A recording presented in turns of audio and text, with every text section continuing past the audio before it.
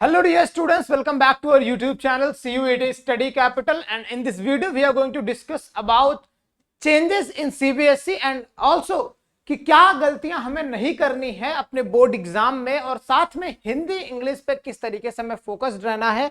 कि हिंदी इंग्लिश को कई लोग हल्के में ले लेते हैं भाई कि हिंदी ही तो है, इंग्लिश ही तो है, एग्जाम में देखा जाएगा। But one important thing is, अगर आप 12th की स्कूलिंग कर रहे हैं, नॉन स्कूलिंग कर रहे हैं, कई सारे स्टूडेंट्स होते हैं जो नॉन स्कूलिंग करके IIT जेईई मेंस नीट के एग्जाम की प्रिपरेशन करते हैं, उनके लिए भी इंपॉर्टेंट चीज है आज के इस वीडियो में।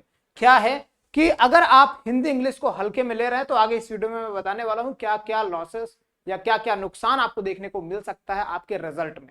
चलिए, तो सबसे पहले बात कर लेते हैं सीबीएसई का बिग चेंज क्या है, सीबीएसई के बदलाव में हुए क्या है, सीबीएसई ने क्या ऐसा कर दिया है जिससे सही लोग ऐसे ऐसे वीडियोस बना रहे हैं कि भाई आपको डर जाने की आवश्यकता है। लेकिन मैं बता दूं, आपको डरने की कोई आवश्यकता नहीं है। सीबीएसई के क्लास 12 के एग्जाम पैटर्न में बस चेंज इतना है कि 40% एमसीक्यूज और केस बेस्ड क्वेश्चंस को बढ़ा के 50% कर दिया गया है। नथिंग इज, और इसके अलावा मुझे नहीं लगता कि कोई बदलाव खास सीबीएसई ने किया है। जो भी बदलाव है एग्जाम पैटर्न में आप देखेंगे कि सारा कुछ सेम है। और हिंदी इंग्लिश की मैं बात करूं तो हिंदी इंग्लिश के जो एग्जाम है वो जिस तरह से होने वाले हैं इस बार, थोड़े से आपको देखने को मिलेंगे कि हिंदी इंग्लिश का सिलेबस बाकी के कंपैरिजन में थोड़ा सा लो होने वाला है। क्यों होने वाला है? क्योंकि सीबीएसई ने थोड़ा सा कॉम्पिटेटिव एग्जाम की तरफ आप सभी का रुझान देखते हुए आपको कॉम्पिटेटिव एग्जाम में ले जाने के लिए, या ओवरऑल आप तो कॉम्पिटेटिव एग्जाम में रहेंगे ही रहेंगे, लेकिन जिस तरह से आप तैयारी करते हैं कॉम्पिटेटिव एग्जाम में और बोर्ड एग्जाम की, वो दोनों कहीं ना कहीं एक अलग दिशा में होती है। कैसे? बोर्ड एग्जाम के लिए आप पूरी तरीके से पढ़ाई करते हैं, थियरीज पढ़ते हैं, कॉन्सेप्ट पढ़ते हैं, लिखने के लिए प्रैक्टिस करते हैं, डेरिवेशंस करते हैं। लेकिन कॉम्पिटेटिव एग्जाम में सिर्फ एमसीक्यूज होता है, और यही रीजन था कि एमसीक्यूज की संख्या बढ़ाई गई है। और अगर एमसीक्यूज की संख्या बढ़ाई गई है तो कहीं ना कहीं हिंदी और इंग्लिश का लेवल कम होगा। लेकिन हल्के में नहीं लेना है इसको, इसलिए कहा गया क्योंकि कई सारे स्टूडेंट्स हैं जो लगातार तैयारी करते रहते हैं, उन अपने कोर सब्जेक्ट पे ध्यान देते हैं, like physics chemistry physics chemistry bio math. मेरी जुबान इधर उधर हो रही है, फिलहाल आप लोग कॉन्सेंट्रेट करेगा मेरी बातों पे। तो कई लोग हैं जो फिजिक्स केमिस्ट्री मैथ और बायो को इतनी प्रायोरिटी दे देते हैं। फॉर एग्जांपल कि मैं प्रिपेयर कर रहा हूं अपने कॉम्पिटेटिव एग्जाम को लेके, अभी से ही most of the students 11th से ही तैयारी करने लग जाते हैं, 12th के बोर्ड में भी तैयारी करते रहते हैं। तो उनके लिए हिंदी और इंग्लिश छूट जाता है। अगर नॉन स्कूलिंग के हैं तो बिल्कुल छूट जाता है, स्कूलिंग के हैं तो ज्यादा ध्यान नहीं देते हैं। बट मैं बता दूं आप सभी को, अगर वेटेज की मैं बात करूं, बोर्ड एग्जाम की, कॉम्पिटेटिव एग्जाम के वेटेज की बात करूं तो वो अलग अलग क्राइटेरिया पे अलग अलग तरीके से निर्भर होता है। लेकिन बोर्ड एग्जाम के अगर मैं वेटेज की बात करूं तो पूरी तरह से अलग होता है। अगर आप हिंदी का है तो हिंदी के भी आपके 70 क्वेश्चन पूछे जाएंगे, इंग्लिश के भी आपसे 70 ही पूछे जाएंगे। ठीक है, ऐसे से हर एक में आपको 70 मतलब बात करूं अगर ओवरऑल तो 100 क्वेश्चन आपको हर एक जगह देखने को मिलेगा, यानी कि 100 नंबर के। तो ऐसा तो है नहीं कि 2 सब्जेक्ट में आप 0 नंबर ला लेते हैं तो 300 नंबर से आपका काम चलने वाला है। बेटा, अगर आपको पास होना है, पीसीएम में आप पढ़ सकते हैं, हिंदी इंग्लिश में अपने पासिंग मार्क्स ला सकते हैं। लेकिन अगर आपको अच्छे नंबर लाने हैं, टॉपर बनना है या 90% से ऊपर लाना है, तो आपको हिंदी इंग्लिश को बराबर ध्यान देना होगा। हिंदी इंग्लिश अगर आपने छोड़ा तो मैं गारंटी देके कह सकता हूं कि आप कुछ भी कर लीजिए, 80% मार्क्स भी नहीं ला सकते हैं। ये ट्रूथ है।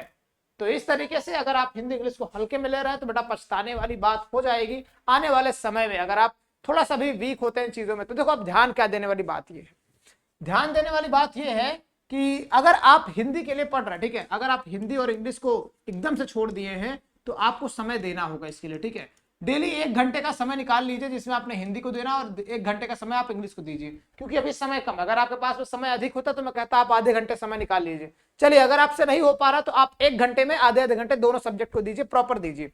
अब देखो, ज्यादातर आपको पढ़ना क्या होता है, हिंदी और इंग्लिश में आपकी जो बुक्स होती हैं उनको ध्यान में देना ही होता है, साथ में ग्रामर पोर्शन को कवर करना होता है।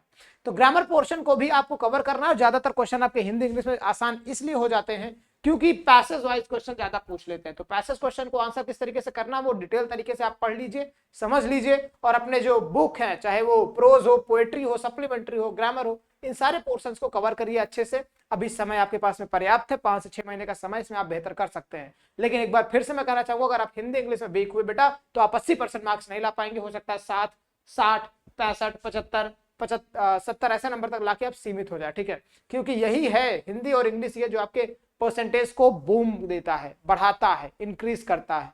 और साथ में फिजिक्स केमिस्ट्री मैथ के एमसीक्यूज की प्रैक्टिस अगर आप कर रहे हैं भाई, अगर आप नॉन स्कूलिंग के हैं तो बेटा आप कॉन्सेंट्रेट करो कॉन्सेप्ट को समझने में, बोर्ड एग्जाम में लिखा कैसे जाता है, बोर्ड एग्जाम में अपने कॉपीज को कैसे लिखना है। अगर आपको डिटेल में समझना है तो आप हमारे यूट्यूब चैनल को सब्सक्राइब करिएगा, साथ में CUET स्टडी कैपिटल का हमारा ऐप डाउनलोड कर लीजिएगा, जहां पे हर एक बोर्ड से रिलेटेड आपको अपडेट भी हम तो बताते ही रहेंगे। साथ में 9336257345 नंबर पर कांटेक्ट करके आप जानकारियां भी ले सकते हैं। और CUET की तैयारी हो या क्लास 12 की प्रिपरेशन करनी हो, आप हमारे ऐप के साथ में जुड़ सकते हैं।